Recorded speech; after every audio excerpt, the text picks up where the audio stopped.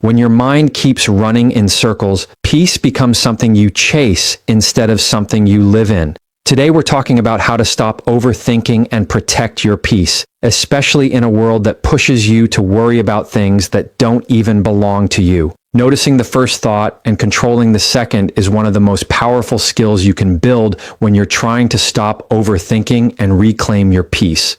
The truth is, that first thought that pops into your mind usually isn't your fault. It's automatic, instinctive, and shaped by years of habits, experiences, and protective wiring. Your brain is designed to scan for danger, to anticipate problems before they happen, to keep you safe from things you might not even see yet. That is why your first thought can be negative, anxious, doubtful, or even dramatic. It's not a sign of weakness or a lack of wisdom. It's simply your brain's way of preparing you for what it thinks is coming. But while you can't always control that first spark, you can absolutely control what comes after it. And that's where your peace begins to grow. That second thought is the thought you choose. It's the space where you decide whether to let the first thought spiral into stress or redirect it into clarity. Overthinking usually begins when you take that first automatic thought and start adding layers to it. You start imagining meanings behind things you don't fully understand. You replay moments in your mind and add fear, doubt, or stories that have no actual evidence. The second thought is where you say yes or no to that spiral. You get to decide whether that first thought becomes fuel or whether it fizzles out right where it started. To control the second thought, you first have to catch the pattern. Overthinking happens fast. Sometimes it feels like one tiny worry turns into a chain reaction before you even realize what's happening. That's why the skill starts with awareness. You learn to pause right after that first instinctive reaction and ask yourself if it deserves your energy. You ask whether it's based on truth or fear, whether it's grounded in facts or assumptions, whether it's something you need to act on or something you can simply let pass. That pause becomes a filter, and the more you practice it, the more natural it becomes to slow your mind before it runs away from you. Controlling the second thought also means choosing the tone of your inner voice. A lot of overthinking comes from talking to yourself in a way you would never talk to someone you love. You criticize yourself, doubt yourself, question your worth, or assume the worst about situations that haven't even had a chance to unfold. The second thought is where you shift that tone. Instead of letting fear drive the conversation, you choose to speak to yourself with clarity and honesty. You challenge the thought instead of accepting it as truth. You remind yourself that possibilities are not predictions and fears are not facts. You guide your mind like you would guide a worried friend, steadying it instead of feeding its panic. Another part of controlling the second thought is returning to the present moment instead of mentally living in the future. Overthinking thrives in the future. It imagines outcomes, problems, scenarios, and conversations that haven't happened, but peace only exists in the now. When you anchor your second thought in the present, what you know, what you see, what you can do, you stop your mind from wandering into places that drain your energy. You remind yourself that the only moment you can actually influence is the one you're in, and that awareness brings your mind back to solid ground. The more you practice this, the more you realize that you are not at the mercy of every thought your brain creates. You get to choose which ones to entertain, which ones to ignore, and which ones to challenge. You learn that peace isn't found in trying to shut your mind off, but in learning how to steer it, keeping it from drifting into the places that exhaust you and guiding it toward the places that steady you, helping you reclaim control over what you allow to grow in your inner world. Stopping yourself from filling in blanks you don't have facts for is one of the most freeing habits you can build, because so much of overthinking comes from the mind trying to make sense of things it was never meant to solve. When you don't have the full picture, the brain rushes in to complete it. It guesses, assumes, imagines, and invents meaning based on fear instead of truth. This happens because the mind hates uncertainty. It wants closure, even if the closure is inaccurate. It would rather create a false answer than sit quietly with a question. But those invented answers are almost always negative, exaggerated, or completely disconnected from reality, and they become the fuel that keeps the cycle of overthinking alive. Filling in blanks shows up in small, everyday moments as much as it shows up in big, emotional situations. Someone takes longer to reply, and the mind starts writing stories about what that silence means. You don't hear back after a conversation, and you assume you said something wrong. A person's tone feels off, and you decide it must be about you. These thoughts feel real because they trigger real emotions, but they are almost always built on guesses instead of evidence. When you let your mind fill in those blanks, you end up fighting problems that don't exist and getting hurt by things that were never true. Breaking this habit starts with noticing how quickly your mind tries to jump to conclusions.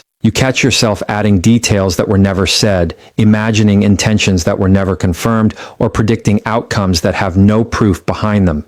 This awareness alone is powerful because it allows you to challenge the story before it settles in.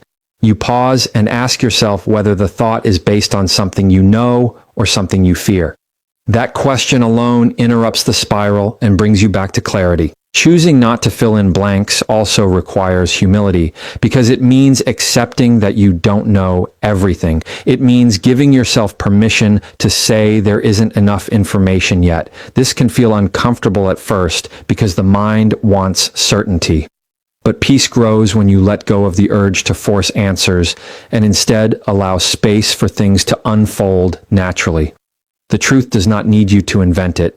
It will reveal itself in time, and your job is to stay grounded until it does. Another important part of this skill is understanding that not everything is about you. Overthinking often turns neutral situations into personal attacks or hidden messages. But most of the time, people's actions have nothing to do with your worth or your value. They are dealing with their own stress, distractions, responsibilities, and emotions.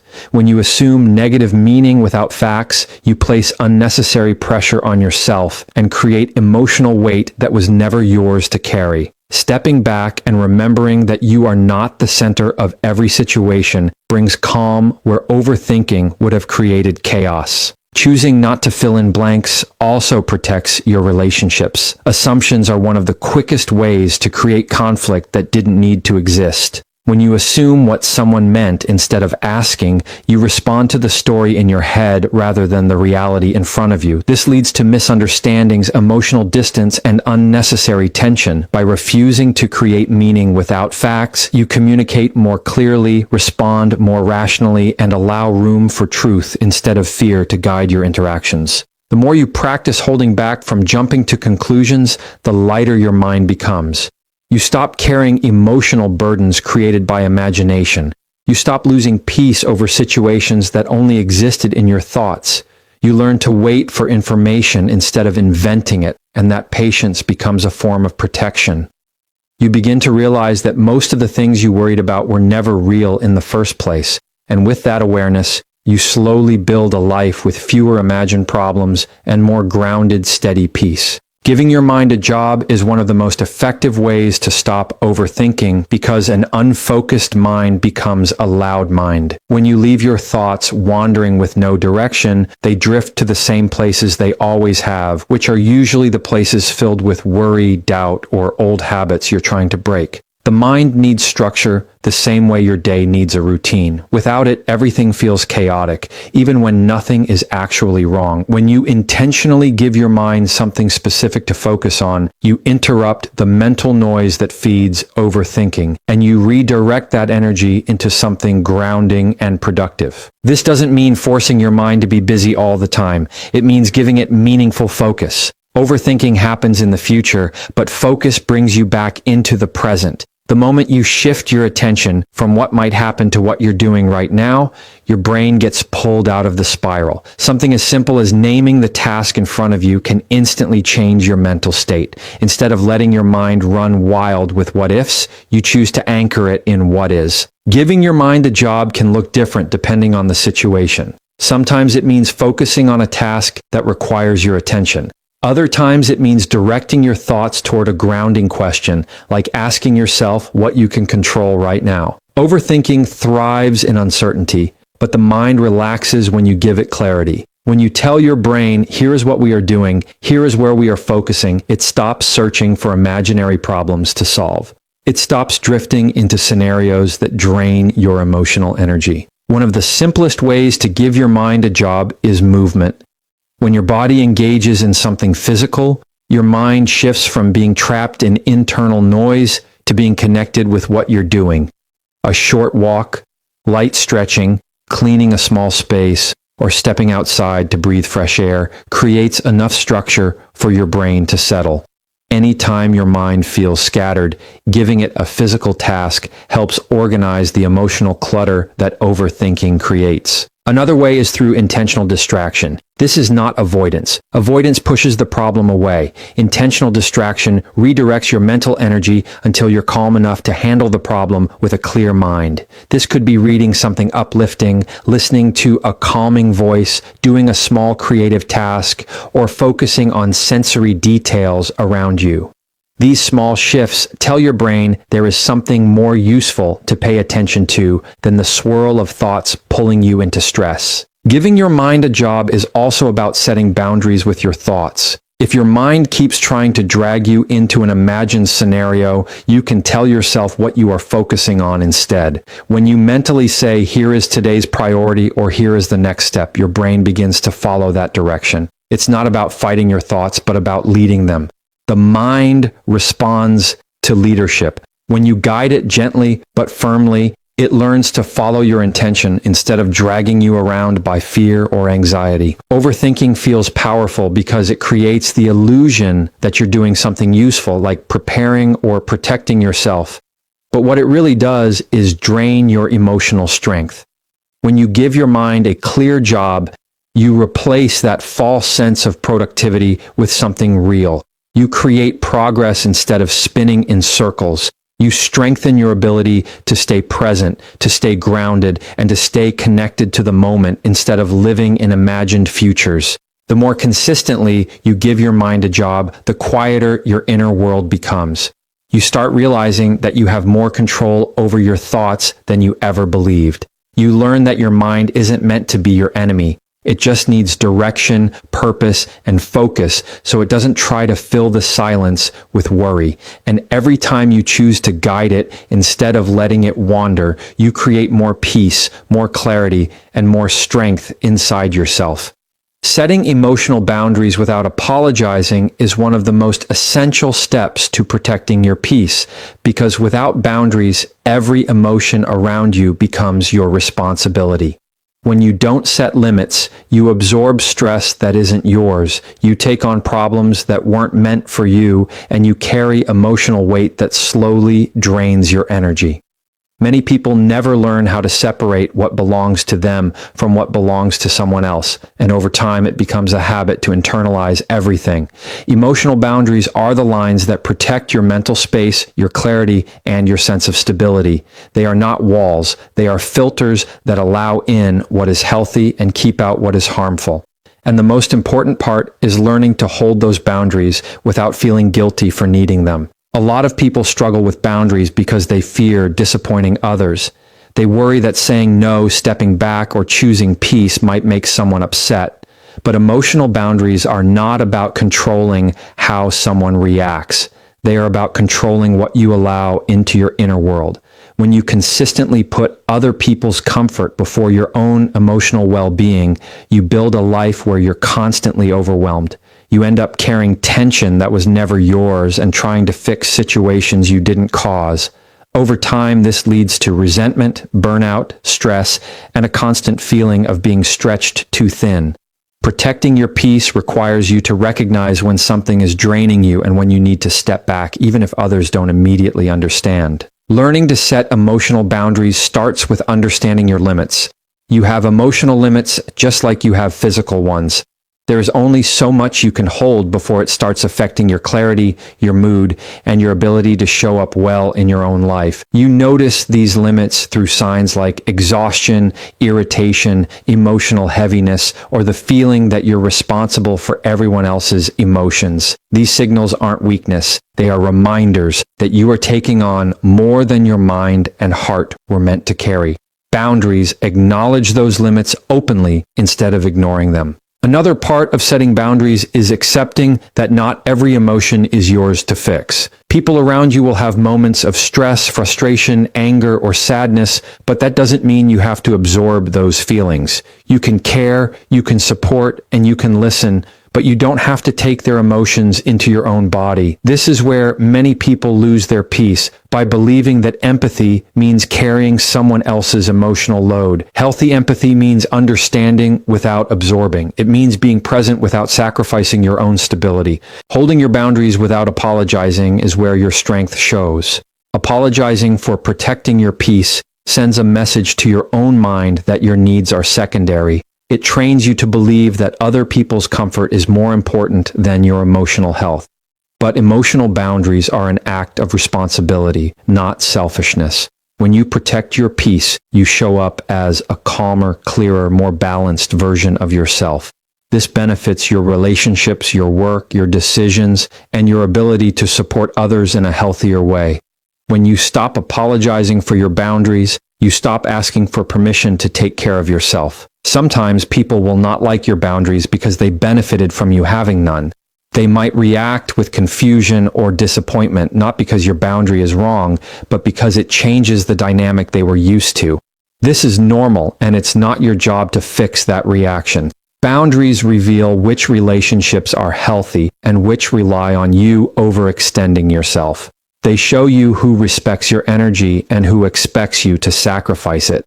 That clarity can be uncomfortable, but it is necessary for a life where your peace isn't constantly disturbed by other people's chaos. The more you practice setting emotional boundaries, the more natural it becomes to say no, to step back, and to protect your inner world without feeling guilty.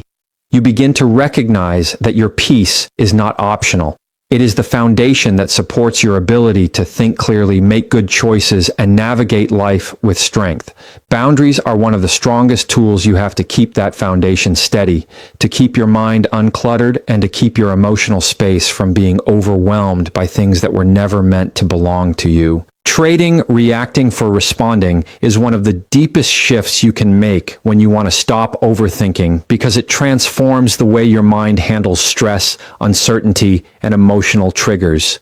Reacting is fast, automatic, and emotional. It comes from fear, assumptions, and old patterns that your mind has practiced for years. Responding is slow, intentional, and grounded. It comes from clarity rather than chaos. The difference between reacting and responding is the difference between living on instinct and living with awareness, between letting your thoughts drag you around and choosing how you want to show up. Overthinking and reacting are deeply connected. When you react immediately, you skip the pause that your mind needs to evaluate what's actually happening. The brain fills that missing space with assumptions, interpretations, and imagined meanings. You end up responding to your fears instead of the reality in front of you. This leads to regret, misunderstanding, anxiety, and mental exhaustion. When you learn to respond instead, you create a gap between the emotion and the action. That gap is where your peace lives.